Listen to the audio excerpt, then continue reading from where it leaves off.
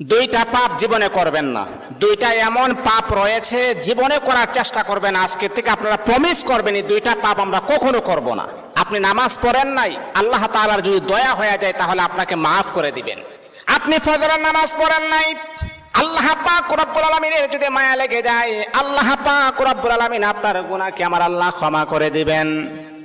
আপনি যদি নফল নামাজ ইবাদত বন্দেগী কম করেন, আমার আল্লাহ কিন্তু আপনাকে মাফ করে দিবেন। কিন্তু আল্লাহর নবী বলেন দুইটা এমন জঘন্যতম পাপ রয়েছে, এই পাপগুলার ক্ষমা আমার আল্লাহ জীবনে কখনো তার বান্দাকে করবে না। দুইটা পাপ এমন জঘন্যতম পাপ, এগুলা করা যাবে না।